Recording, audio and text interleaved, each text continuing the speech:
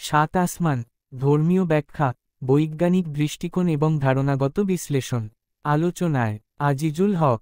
সারসংক্ষেপ। ইসলামী ধর্মতত্ত্বে সাত আসমান একটি কেন্দ্রীয় ধারণা, যা আধ্যাত্মিক স্তর, সৃষ্টির বৈচিত্র্য এবং পরম সৃষ্টিকর্তার শক্তিমাত্রা উপস্থাপন করে।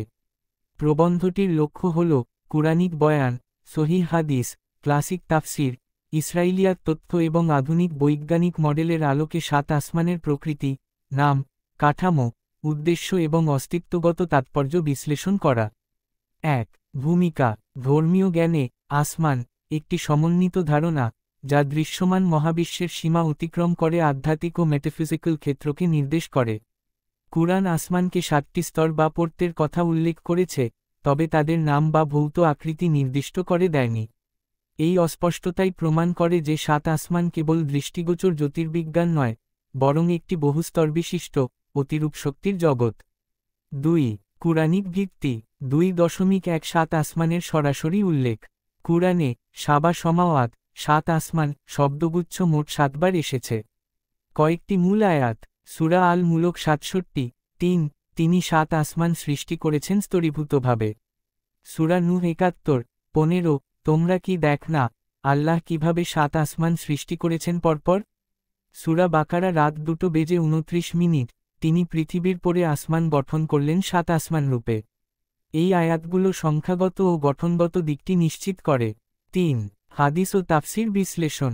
৩.১ মেরাজ বর্ণনা অনুযায়ী স্তরসমূহ। সহিহ বর্ণনায় প্রতিটি আসমানে নবীদের সাথে সাক্ষাতের বর্ণনা পাওয়া যায়, যেমন: প্রথম আসমান, আদম আ; দ্বিতীয়, ঈসা আ; ইয়াহইয়া আ; তৃতীয়, ইউসুফ আ; চতুর্থ, ইদরিস আ; পঞ্চম, হারুন আ; ষষ্ঠ, মুসা আ; সপ্তম, ইব্রাহিম আ।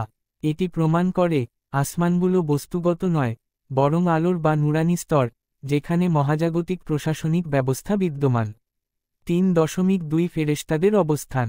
প্রতি আসমানে ভিন্ন ভিন্ন দায়িত্বপ্রাপ্ত ফেরেশতা অবস্থান করেন। প্রথম আসমান, রক্ষাকারী ফেরেশতা, বৃষ্টি, মেঘ, বায়ু সম্পর্কিত বাহিনী। চতুর্থ আসমান, জিবরাইল আ; এর প্রধান দায়িত্ব। সপ্তম আসমান, বায়তুল মা-মুর, আরশ এবং উচ্চ ফেরেশতাদের কেন্দ্র। ৪. সাত আসমানের নাম, ঐতিহাসিক ও ইসরাইলিয়াত তথ্য। ইহুদি খ্রিস্টীয় সাহিত্য ও প্রাচীন আরব ঐতিহ্যে সাত আসমানের কিছু নাম পাওয়া যায়। ১. রফা, ২. কাইদুম, ৩. মারুম, ৪. আরফালুন, ৫. হাইয়ুন, ৬. আর রকিক, ৭. আর আরাবুন। তবে ক্লাসিক্যাল ইসলামী আলেমগণ ইবনে কাশির, তাবারি, কুরতুবি এ তথ্যকে অপ্রমাণিত বলে চিহ্নিত করেছেন। ইসলামে এই নামগুলোর কোন সরই মর্যাদা নেই। ৫. সাত আসমানের কাঠামো, ধর্মীয় দৃষ্টিকোণ। ৫.১ স্তরীকরণ তত্ত্ব। কুরআনে আসমানকে তিবাকান, স্তর পর স্তর বলা হয়েছে। এর মাধ্যমে বোঝায় আসমানগুলো একটির উপর আরেকটি, প্রতিটির কার্যপ্রণালী ভিন্ন, ভৌত জগতের সীমা অতিক্রম করেছে।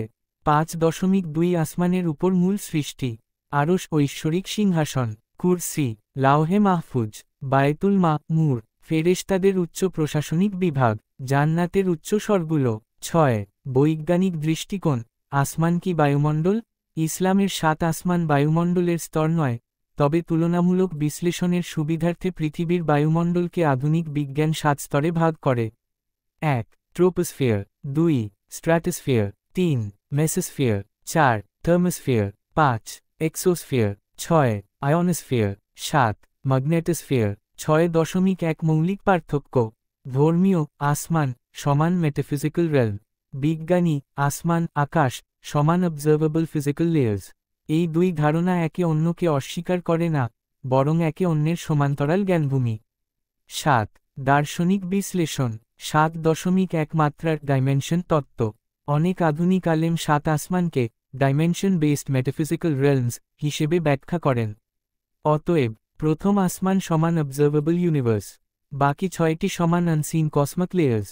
এটি কুরআনের আল গাইব ধারণার সাথে সামঞ্জস্যপূর্ণ। ৭.২ মহাবিশ্বের শৃঙ্খলা। সাত আসমান আল্লাহর সৃষ্টির শৃঙ্খলিত ব্যবস্থাপনা বোঝায়। প্রতিটি স্তর এক একটি প্রশাসনিক এলাকা। রিক, বৃষ্টি, জীবন মৃত্যুর ব্যবস্থাপনা, ওহী, নূর, কিয়ামত। ৮. সাত আসমানের উদ্দেশ্য। ১. সৃষ্টি জগতের স্তরীকৃত কাঠামো উপস্থাপন। 2 দৃশ্যমান মহাবিশ্বের সীমা নির্ধারণ। 3 ফেরেশতাদের দায়িত্ব বণ্টন। 4 আল্লাহর পরম শক্তির ইঙ্গিত। 5 আধ্যাত্মিক জগতের বাস্তবতা স্মরণ করানো। 9 উপসংহার। 7 আসমান একটি বহুমাত্রিক, অতিলৌকিক সৃষ্টি কাঠামো, যার একটি স্তর মানুষের দৃশ্যমান মহাবিশ্ব, বাকি স্তরগুলো আল্লাহর অদৃশ্য সৃষ্টির ক্ষেত্র। এটি ধর্মীয় এবং মেটাফিজিক্যাল উভয় পরিমণ্ডলে একটি যৌথ ধারণা, যা জ্যোতির্বিজ্ঞানের সুশৃঙ্খল বাস্তবতার সাথে বিরোধিতা নয় বরং সমান্তরালভাবে অবস্থান করে। 7 আসমান তাই কেবল ধর্মীয় কল্পনা নয়, বরং মহাবিশ্বের স্তরীকরণ, বিশৃঙ্খলতার অভাব এবং স্রষ্টার পরিপূর্ণ শৃঙ্খলা সম্পর্কে গভীর উপলব্ধি প্রদানকারী একটি ধারণা। Thank you for watching my video.